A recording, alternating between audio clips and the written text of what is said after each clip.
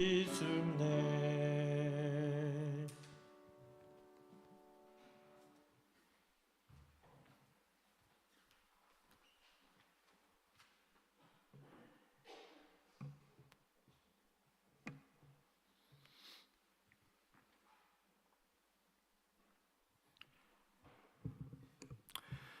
함께 하나님의 말씀 출애굽기 21장 1절부터 6절에 있는 말씀을 읽겠습니다. 출애굽기 21장 1절부터 6절의 말씀입니다. 검은색 글씨는 제가 읽고 파란색 글씨는 여러분이 읽어주시면 감사하겠습니다. 보라색 글씨는 다 함께 읽겠습니다. 제가 먼저 읽겠습니다.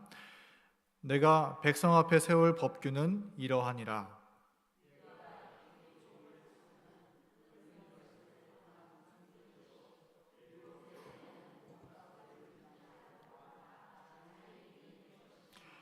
만일 그가 단신으로 왔으면 단신으로 나갈 것이요 장가 들었으면 그의 아내도 그와 함께 나가려니와.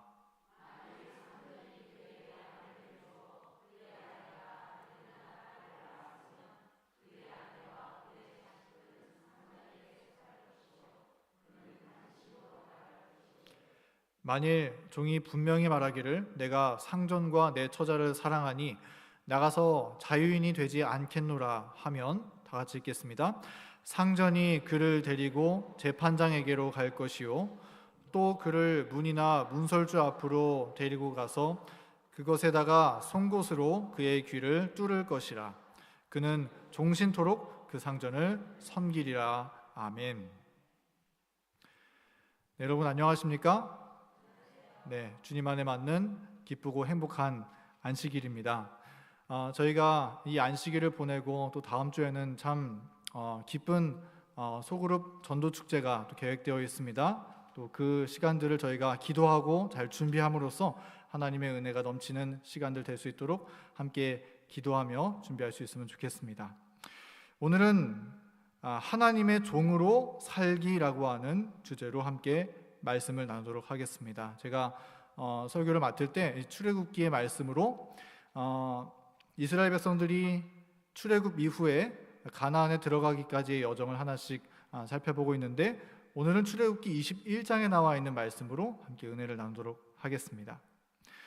여러분, 출애굽기 20장 하면은 어떤 말씀이 기록되어 있나요? 네, 출애굽기 20장 하면 십계명에 대한 말씀이 기록되어 있죠. 그런데 그 십계명에 나와 있는 출애굽기 20장의 바로 다음 장인 21장의 말씀은 어떤 내용이 기록되어 있습니까? 방금 우리가 성경절을 통해서 읽었죠.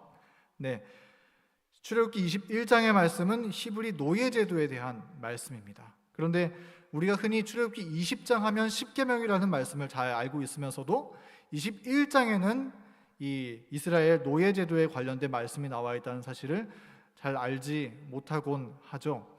그러나 우리가 이 말씀을 연구해 보면 이 두 말씀은 어쩌면 서로 깊은 관련이 있는 말씀으로 보입니다. 그래서 출애굽기 20장에 나타난 하나님의 율법으로 표현된 주님의 성품이 출애굽기 21장에 보면 노예제도에 대한 규례를 통해서 하나님의 성품이 어떻게 표현되고 나타나는지를 우리가 알 수 있기 때문인 것입니다.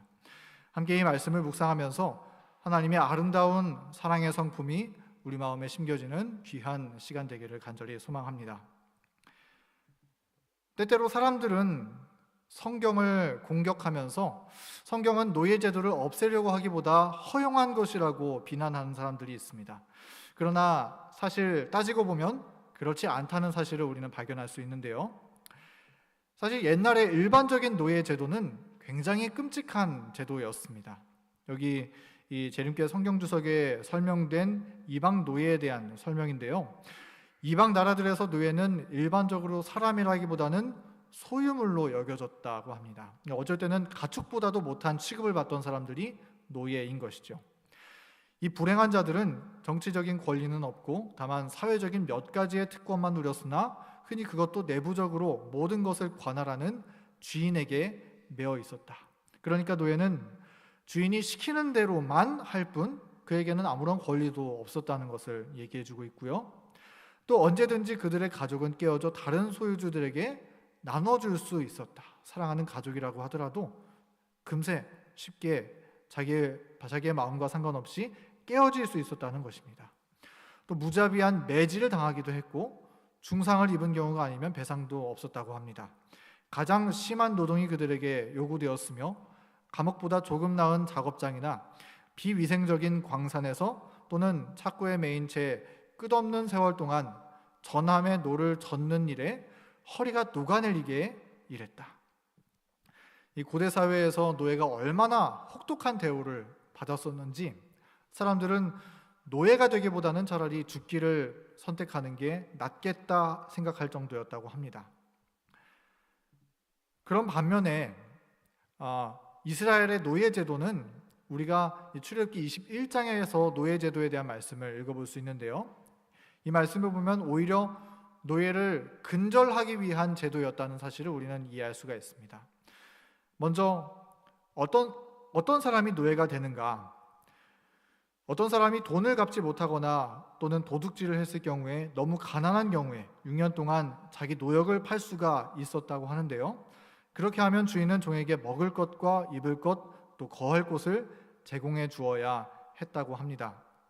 또 주인은 종을 엄하게 부리지 말아야 했습니다. 주인은 종을 형제라고 불렀고 종으로 부리지 말고 품꾼이나 같이 사는 사람처럼 대해야 했다고 합니다. 그러니까 종이긴 하지만 신분이 종이지만 가족처럼 대해줬어야 했다라고 하는 것이죠. 또 노예살이를 복역함으로 노예가 진 빚을 다 갚으면 얼마든지 자유인이 되어야 했고요. 또 참 특이한 점인데 종살이를 6년 동안 복역했으면 7년째가 되는 해에는 원하면 자유인이 될 수 있었다고 합니다. 또 노예는 원하면 언제든지 도망칠 수 있었고 어떤 사람이 도망치는 종을 보고는 어떻게 해서든지 잡아다가 주인을 집으로 돌려보낸다면 그것은 죄로 여겨졌다. 그러니까 이 종은 도망칠 수가 있었어요. 그런데 도망치는 종을 데려다가 억지로 그 주인의 집으로 데리고 오면 그건 범죄를 하는 것입니다. 그러니까 이런 경우에 주인이 종한테 어떻게 대해줬어야 됐을까요? 잘 대해줬어야 됐겠죠. 한 가족으로 여겨줬어야 했을 것입니다. 이것이 이 이스라엘 백성들의 노예 제도인데요. 그런데 이 이스라엘 노예 제도에 나타난 가장 특이한 점은 바로 여기에 있습니다. 아까 말씀드린 것처럼 6년이 지나고 이 7년째가 되면은 이 종은 자유인이 될 수가 있었는데요. 그런데 만약에 이 노역을 하던 이 사람이 자유인이 되지 않고 종으로 남아서 그 주인을 계속해서 섬기기를 원한다면 일종의 서약의 과정을 거쳐서 종으로 남을 수가 있었습니다. 이것이 히브리 노예 제도의 특별한 점인데요. 사실 우리가 생각해보면 웬만한 사람들은 종이 되기를 싫어합니다. 그런데 자유인이 되기보다 평생 종으로 남고 싶어하는 사람이 있더라는 것인데요. 어떤 사람이 그렇게 하기를 원할까요? 계속 종으로 남고 싶어하는 사람. 왜 종으로 남고 싶어 할까요? 갈 곳이 없는 사람? 여기 성경의 말씀은 이렇게 말씀하고 있습니다. 내가 상전을 사랑함으로 나가서 자유인이 되지 않겠노라 하면 어떤 사람입니까? 그 주인을 너무나 사랑하는 사람. 주인을 너무나 사랑하기 때문에 자유인이 되어 살아가기보다 주인의 종으로 사는 게 더 좋겠습니다 하는 사람은 평생토록 그 주인의 종으로 살 수가 있었다는 것입니다. 그리고 만약 그럴 경우에 이 어떤 절차를 거쳐서 계속 종으로 영영이 남을 수가 있었는데 종은 이렇게 원할 경우에 재판장 앞에 나가서 자신이 종으로 남기를 원합니다 하는 자신의 뜻을 얘기하고 문이나 문설주 앞에서 송곳으로 그 귀를 뚫어야 했다고 했습니다. 그렇게 함으로써 종은 주인의 집에 끝까지 종으로 남을 수가 있었던 것이죠. 여기까지가 오늘 본문에 나오는 이스라엘 백성들의 이 노예 제도에 대한 설명인데요. 오늘 우리는 이러한 이스라엘의 노예 제도가 우리에게 전해주는 몇 가지 중요한 영적 교훈들을 함께 나눠보고자 합니다. 첫 번째, 우리는 죄의 종에서 먼저 벗어나야 합니다. 사실 우리는 모두 죄의 종되었던 사람들입니다. 이 지구에 예수님 외에 어떤 사람도 여기에서 예외는 없습니다. 우리는 다 각자 사망의 권세 잡은 자 사단에게 종노릇하던 사람들입니다. 요한복음 8장 34절 말씀은 이렇게 말씀하고 있습니다. 예수께서 대답하시되 진실로 진실로 너희에게 이르노니 죄를 범하는 자마다 죄의 종이라. 네, 어떤 사람이 죄의 종입니까? 죄를 범하는 자마다 죄의 종이 된다고 했습니다. 그런 의미에서 우리는 모두 죄의 종된 사람입니다. 종은 무엇을 하는 사람인가요? 노예는 무엇 하는 사람입니까? 그 하는 일이 무엇인가요? 종이라는 것은 내가 원하는 대로 하는 게 아니라 주인이 시키는 대로 하며 살아가는 사람입니다. 우리가 그러니까 죄의 종이 되었다 하는 이 말은 죄가 시키는 대로 살아가는 노예의 삶을 산다라고 하는 그런 의미입니다. 그런 의미에서 어떤 사람은 게으름의 노예라고 할 수 있을 것입니다. 또 어떤 사람은 술에 노예된 사람입니다. 또 이기심의 노예이며 탐심의 노예이고 우상의 노예인 것입니다. 각기 모습은 다를지라도 이 땅의 모든 사람은 다 죄의 종살이를 지내는 사람들인 것이죠.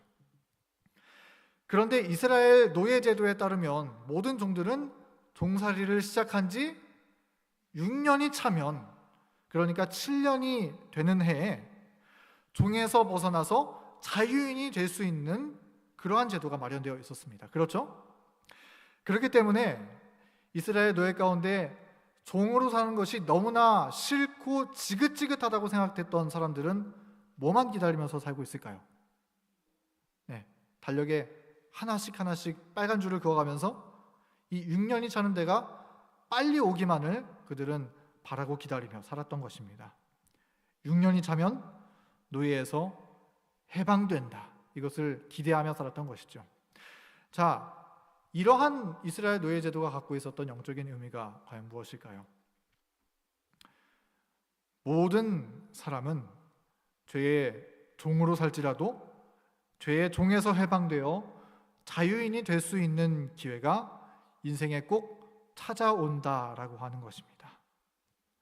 아무리 악한 사람이라고 할지라도 그 죄의 종에서 해방되는 때가 반드시 그의 인생에 찾아온다는 것이죠.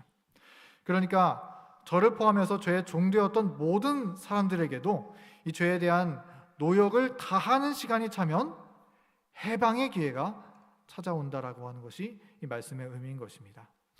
이 말은 무엇이냐면 우리가 인생을 살면서 지긋지긋한 죄에서 벗어나 하나님의 사람으로, 하나님의 종으로 살고자 하는 마음에 선한 충동과 기회를 하나님께서 반드시 우리에게 허락해 주신다는 것입니다. 이 시간은 성령 하나님께서 우리에게 가까이 다가오시는 시간입니다. 이 시간은 하나님께서 우리 마음에 역사하시고 호소하시는 시간인 것입니다. 그래서 하나님께서는 우리가 간절히 바라고 원하기만 한다면, 우리가 간절히 죄에서 해방되기를 기다리는 마음으로 다가오시는 주님을 맞이한다면 주님은 우리를 반드시 그 죄의 종된 삶에서 건져주신다라고 하는 것입니다. 시편 107편 16절 말씀은 이렇게 말씀하고 있습니다. 그가 논문을 깨뜨리시며 쇠빗장을 꺾으셨음이로다. 주님께서 우리의 죄의 종된 묶인 사슬을 끊어주신다고 하는 말씀인 것이죠. 그러므로 우리가 원하기만 한다면 전능하신 하나님께서 우리의 삶을 올가매고 있는 죄의 습관과 죄의 사슬을 끊어주시는 것입니다. 그러한 때가 온다는 것이죠. 그런데 혹 우리가 우리 양심에 들려오는 성령 하나님의 타이밍, 주님의 음성을 소홀히 여긴다면, 성령의 역사하심을 무시하고 여전히 죄에 머물기를 선택한다면 우리는 그 순간을 놓쳐버리게 되고 양심은 굳어가게 되는 것입니다. 다시 마음에 빨간불이 들어오게 되는 것이죠. 성경에 그런 경험을 한 사람이 있었는데 그 사람은 사도행전에 나오는 벨릭스 총독이었습니다. 이 벨릭스 총독은 하나님을 만나고 죄의 종에서 풀려날 수 있는 기회를 가졌던 사람이었습니다. 그는 수감되어 있던 사도 바울을 만난 사람이었습니다. 그리고 사도 바울과 대화하면서 그에게는 조금도 죄가 없다는 사실을 느끼게 되었습니다. 그리고 사도 바울이 그에게 복음에 대해서 설명해 줄 때, 또 심판에 대해 말할 때 그의 영혼은 감동되었습니다. 나중에는 아내를 데리고 와서 함께 바울로부터 복음을 같이 들었다고 합니다. 사도행적의 표현에 보면 그는 이제 죄의 종에서 벗어나 자유인이 되고 싶은 강력한 마음의 충동을 느끼게 되었다고 이야기합니다. 그런데 결정적인 순간에, 성령께서 그 마음에 감화하시는 순간에 그는 주님의 음성을 거절했습니다. 그는 이렇게 얘기했습니다. 시방은 가라. 내가 틈이 있으면 너를 부르리라.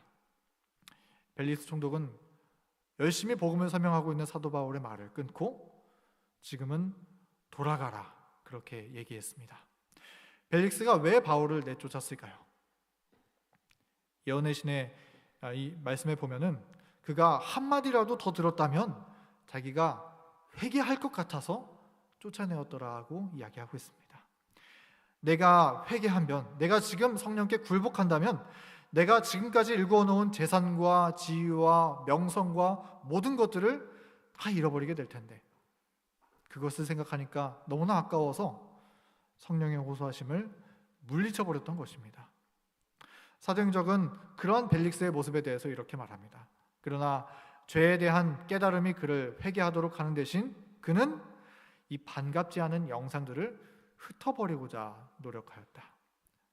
사도 바울의 복음을 들으면서 벨릭스의 머릿속에 하나의 영상이 떠돌아다녔다는 거예요. 나도 회개하면 저렇게 멋진 그리스도인이 될 수 있을까? 하나님께서 나 같은 죄인도 받아주실까? 이제 이 죄의 종에서 벗어나서 하나님의 사람으로, 주님의 선한 종으로 나도 살 수 있을까? 이런 상상이 그의 머릿속에 영상처럼 떠돌아다녔다는 것입니다. 그런데 그는 그 상상을 흩어버리고자 노력하였다라고 말합니다. 성령을 쫓아내었던 것이죠. 그 후에 그는 2년 동안 바울을 보면서 죄를 회개할 수 있는 여러 기회를 받았었지만 그는 결국 회개하지 않았습니다. 성령의 감동과 영혼의 울림이 그의 마음에 있었지만 죄에서 돌이키지 않았습니다. 그는 죄를 사랑함으로, 상전을 사랑했던 것처럼 죄를 사랑함으로 자유인이 되기보다 영원히 죄의 노예가 되는 길을 택하였던 것입니다. 그는 자유인이 되기보다 그의 길을 송곳으로 뚫어 영원히 죄를 주인으로 섬기기로 선택했던 사람이 되었던 것입니다. 이후에 벨릭스는 그의 지위에서 쫓겨나고 처참한 모습으로 그의 생명을 잃어버리게 되었습니다. 하나님을 영접할 수 있는 기회를 놓친 벨릭스는 그렇게 비참함으로 최후를 맞이하게 되었던 것입니다. 성도 여러분, 하나님께서 우리를 죄의 종에서 벗어나 의의 종이 될 수 있도록 초청하고 계십니다. 로마서 6장 17절부터 18절의 말씀입니다. 하나님께 감사하리로다. 너희가 본래 죄의 종이더니 너희에게 전하여 준 바 교훈의 본을 마음으로 순종하여 죄로부터 해방되어 의에게 종이 되었느니라.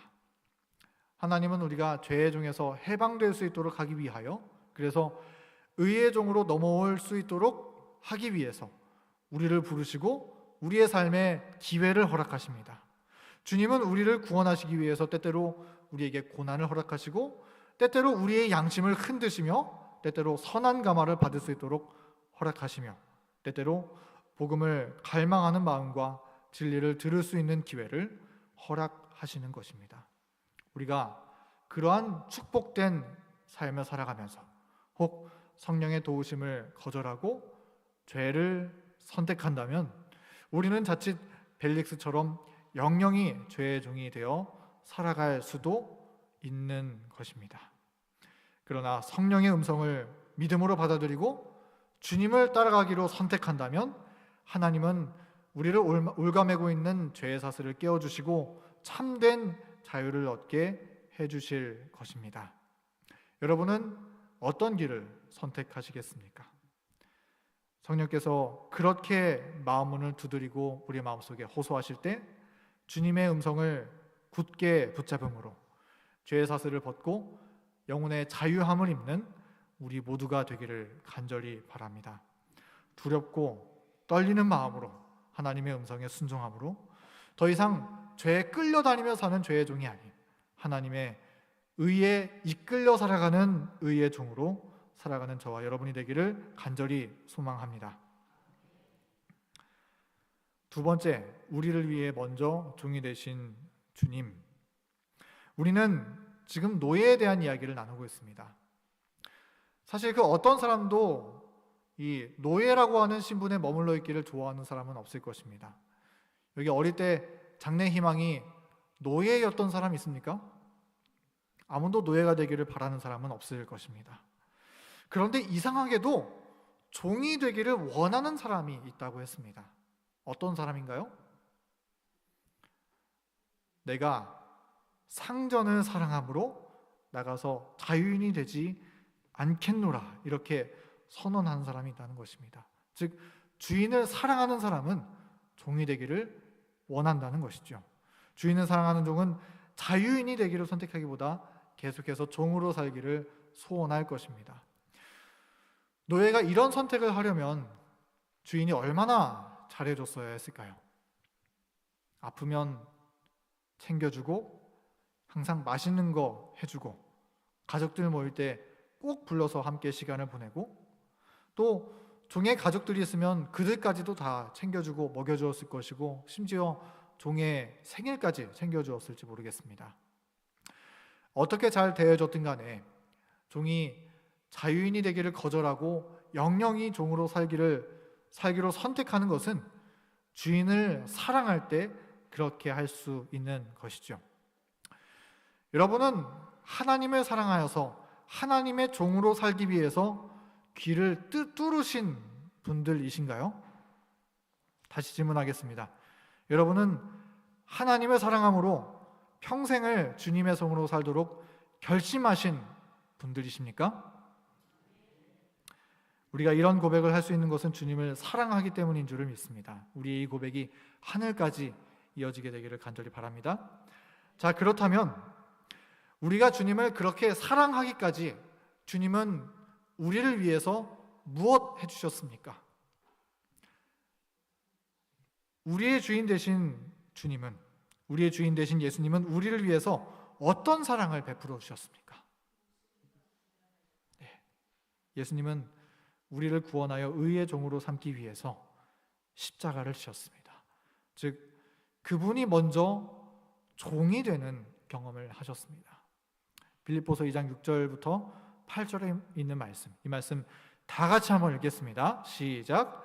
그는 근본 하나님의 본체시나 하나님과 동등됨을 취할 것으로 여기지 아니하시고 오히려 자기를 비워 종의 형체를 가지사 사람들과 같이 되셨고 사람의 모양으로 나타나사 자기를 낮추시고 죽기까지 복종하셨으니 곧 십자가에 죽으심이라.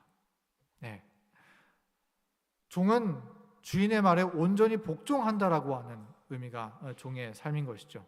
종이 죽으라면 죽고 살라면 사는 사람이 종인 것입니다. 예수님은 우리를 구원하시기 위해서 종이 되셨습니다. 종들이 영원히 종으로 남기 위하여 송곳으로 그의 귀를 뚫는 것처럼 예수님도 우리 죄인들을 구원하시기 위해서 어디가 뚫리셨나요? 그분의 손과 발이 뚫림을 당하셨던 분이십니다. 예수님은 그렇게 종이 되셔서 하나님 아버지의 명령에 온전히 복종하셨습니다. 그런데 하나님의 명령은 무엇이었냐면 십자가를 지라는 것이었습니다. 십자가를 지라. 예수님은 창세 전부터 하나님의 이 명령에 순종하여 십자가를 매기로 작정하신 창세로부터 죽임당하신 어린 양 되신 분이셨습니다. 그리고 이 땅에 오셔서 살아가실 때에도 십자가로 나아가시는 발걸음을 한 번도 멈추지 않으셨습니다.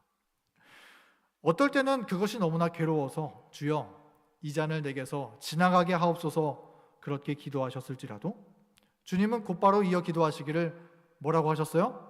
나의 원대로 마옵시고 아버지의 원대로 하옵소서. 그렇게 주님은 기도하셨습니다. 주님은 단 한 걸음도 십자가의 길을 멈추지 않으신 것입니다.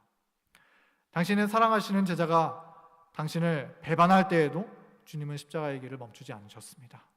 당신의 손과 발이 못에 찔려 피를 흘릴 때에도 주님은 십자가의 길을 멈추지 않으셨으며, 어떤 이가 당신이 하나님이면 내려와 보라 그렇게 조롱하던 소리를 들으실 때에도 주님은 묵묵히 참으시면서 십자가의 길을 멈추지 않으셨습니다. 그리고 온 인류의 죄가 그분에게 전가되어 하나님과 분리되는 극심한 고통 가운데 찢어지는 마음을 겪으실 때, 그분의 심장이 터지실 때라도 주님은 십자가의 길을 멈추지 않으셨던 것입니다. 사실 주님은 한마디 하면 내려오실 수 있으셨는데 그렇게 하지 않고 자기를 낮추시고 죽기까지 복종하셨던 것이죠. 그리스도는 우리를 위하여 그분의 자유를 아주 포기하시고 영영이 종이 되심으로 송곳으로 그의 귀를 뚫으신 분이십니다. 그로 인해 우리는 자유를 선물 받게 된 것이죠. 사랑하는 성도 여러분, 이처럼 예수님은 우리를 의의 종으로 불러주시기 위하여 그분이 먼저 뚫림을 당하시고 종이 되신 사랑의 하나님입니다. 그런 주님 앞에 우리는 과연 무엇을 드릴 수 있겠습니까?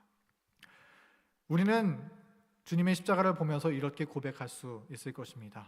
주님, 당신의 귀가 나를 위해 뚫린 것처럼 나의 귀도 그를 섬기는 일에 뚫리기를 원합니다. 여러분, 오늘 저녁 우리를 위해 모든 것 내어주신 주님 앞에 우리도 마음 다해서 주님을 사랑하며 우리도 우리의 삶을 온전히 내어드리게 되기를 간절히 원합니다. 간절히 바랍니다. 우리의 사랑의 주님 앞에 우리의 삶을 종신토록 내어드리는 신실한 종이 되는 저와 여러분이 되기를 간절히 소망합니다. 우리의 자유를 주님께 드리자 하는 주제를 이야기 나누겠습니다. 예수님은 우리를 구원하시고 우리의 죄의 사슬을 끊어버리심으로써 우리를 자유하게 하셨습니다. 예수님을 만남으로 우리는 자유를 얻게 된 것입니다. 로마서 8장 1절부터 2절 말씀은 이렇게 말합니다. 그러므로 이제 그리스도 예수 안에 있는 자에게는 결코 정죄함이 없나니 이는 그리스도 예수 안에 있는 생명의 성령의 법이 죄와 사망의 법에서 너를 해방하였습니다. 예수님은 우리를 죄와 사망의 법에서 해방하셨습니다. 그래서 우리는 자유함을 얻은 사람들입니다. 자유라고 하는 것은 무엇이냐면 이제 스스로 마음대로 행할 권리가 주어졌다라고 하는 것을 의미합니다. 그러면 그 자유를 받은 사람으로서 우리는 그 자유를 어떻게 쓰는 것이 좋을까요? 이제 죄의 종에서 벗어났으니까, 자유를 얻었으니까 내 집도 마련하고 맛있는 것도 먹고 내 욕심을 채우기 위해서 우리가 자유를 사용하면 그렇게 하면 될까요? 우리는 물론 그렇게 할 수도 있을 것입니다. 자유가 있는 것이니까요. 그러나 참된 그리스도인은 주님의 사랑으로 인하여 자유하게 되었다는 사실을 깨달은 사람은 나의 자유를 나의 사욕을 위해 쓰는 것이 아니라 그것을 다시 주님 앞에 내어드리는 사람들인 것입니다.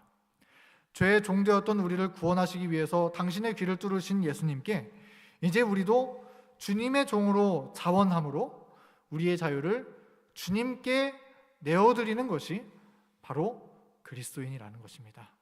그래서 저는 제 평생을 주님의 종으로 종신토록 살겠습니다 하는 고백을 드리며 주님께 충성을 다하는 사람이 바로 그리스도인이라는 것이죠.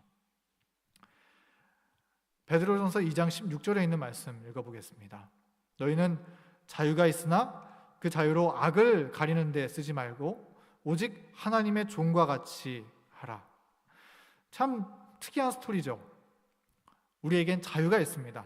악이든 선이든 선택할 수 있는 권리를 우리는 가지고 있습니다. 그런데 이 자유를 가지고 내 배를 채우든 무엇을 하든 내 마음대로 행할 수 있는 자유를 얻었는데도 불구하고 이 말씀은 이야기하기를 그 자유를 가지고 다시 뭐가 되라고 말하고 있는 거예요?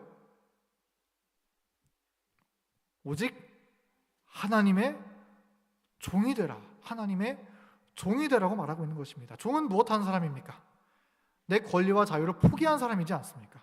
그런데 우리의 그 자유를 가지고 다시 하나님께 종이 되라고 성경은 말씀하고 있다는 것입니다.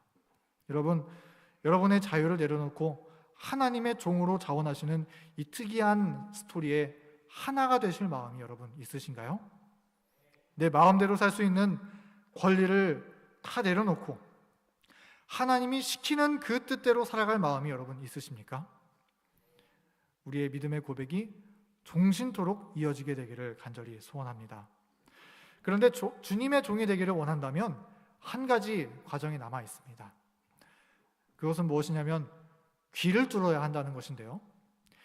이스라엘 노예 제도에는 이 종이 되고자 하면 아까 말씀드렸던 것처럼 재판장 앞에서 자신의 뜻을 고백하고 송곳으로 그 귀를 뚫어야만 했습니다. 우리도 주님의 종이 되고자 한다면 송곳으로 귀를 뚫어야 할 것입니다. 이게 진짜 귀걸이 하기 위해서 우리 귀 뚫는 게 아니라 우리는 귀를 뚫기를 자아라는 귀를 못 박아 뚫어버려야 하고 이기심이라는 귀를 못 박아 뚫어버려야 하며 부절제함이라는 귀를 못 박아 뚫어버려야 하고 불경건함이라는 귀를 못 박아 뚫어버려야 하며 세상을 쫓던 귀를 못 박아 뚫어버려야 하는 것입니다. 그런데 여러분, 귀를 뚫으면 아플까요? 아니면 아무렇지도 않을까요? 네, 귀를 뚫는 일에는 고통이 찾아옵니다. 그런 것처럼 그리스도의 종으로 살아가기로 결심하는 일에도 고통이 있기 마련인 것입니다. 왜냐하면 나의 살아가는 방법을 완전히 바꿔버리는 것이기 때문이죠. 제가 10년 전에 다니던 교회에 한 여청년이 함께 다니고 있었습니다. 이 여청년의 직업은 간호사였습니다. 한때는 이제 잃은 양이었었는데 다시 교회에 다니게 되었고 함께 성경을 공부하고 또 저와 함께 다니엘서를 공부하게 되었습니다. 제가 볼 때 말씀이 주어지면 주어진 말씀대로 순종하는 정말 신실한 청년이었습니다. 그런데 한 번은 이제 이야기를 하다가 성경을 공부하면서 변화된 것이 하나 있다고 이야기를 해주는 것이었습니다.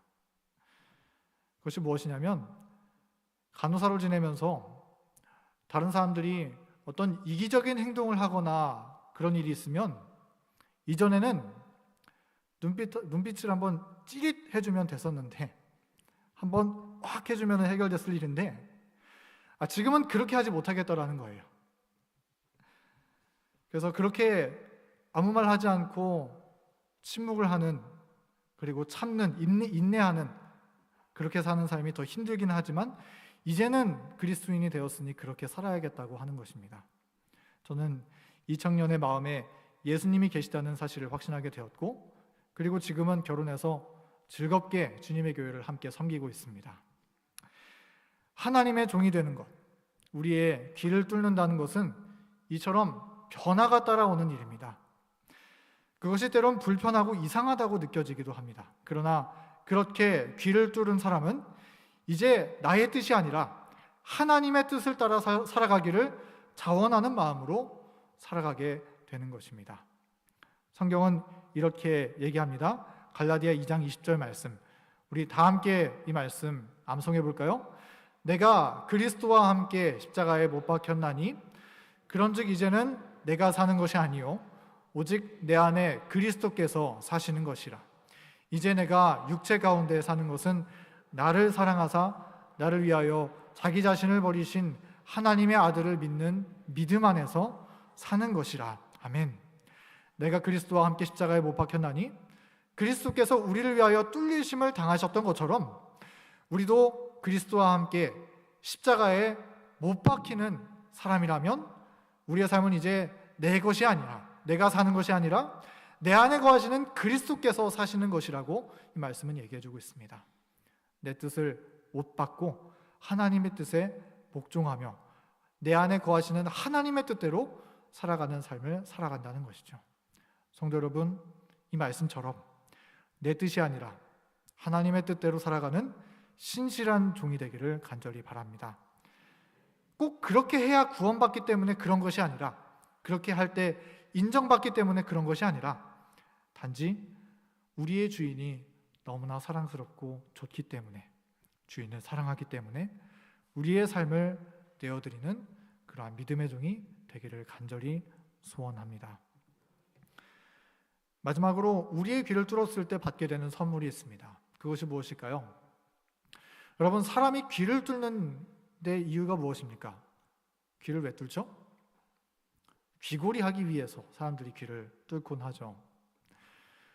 오늘 계속 귀를 뚫어야 한다는 이야기를 드리는데, 여러분 진짜 귀를 뚫으라고 하는 말씀을 제가 드리는 게 아니라는 건 여러분들이 잘 알고 계실 겁니다. 우리가 영영이 하나님의 종이 되기 위하여 귀를 뚫을 때, 하나님은, 즉 우리의 자아를 주님 앞에 십자가에 못 박을 때, 하나님은 우리의 귀에 아름다운 보석의 선물을 걸어주신다는 것입니다. 이 보석은 순종의 보석입니다. 또 이 보석은 하나님의 성품이라는 보석입니다.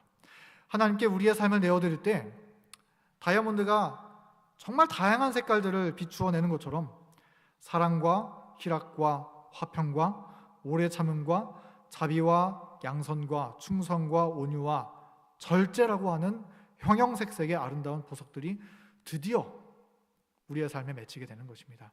우리의 힘으로 맺으려고 할 때는 결코 맺을 수 없었던 것들이 우리의 귀를 뚫고 주님께 우리의 자아를 내어드릴 때에는 비로소 주님께서 선물로 우리에게 허락해 주신다는 것입니다. 그리고 하나님께서는 그 우리의 귀에 선물해 주신 그 보석을 보시고 우리를 하늘에 데려가십니다. 왜냐하면 주님이 이 땅에 구원받을 의인들을 데리러 재림하실 때 구원받는 사람들을 주님은 부르시기를 착하고 충성된 무엇이라고요? 착하고 충성된 종아, 착하고 충성된 종아, 당신의 종이라고 그렇게 부르시기 때문입니다. 하나님이 우리에게 선물해 주신 아름다운 성품의 보석을 보시고 주님은 우리를 구원하신다는 것이죠. 사랑하는 성도 여러분, 오늘 말씀을 기억하면서 이 저녁에 우리 주님 앞에 다 함께 이렇게 고백했으면 좋겠습니다. 한번 따라해 보실까요? 예수님, 사랑합니다. 주님의 착하고 충성된 종으로 살겠습니다. 이러한 우리의 고백이 하늘까지 함께 되기를 간절히 바랍니다. 이 땅에서 주님을 사랑하는 종으로, 착하고 충성된 종으로 섬기며 살다가 주님 오시는 그날에 다 함께 하늘에 들어가는 저와 여러분 되기를 간절히 바라면서 오늘 말씀을 마치겠습니다.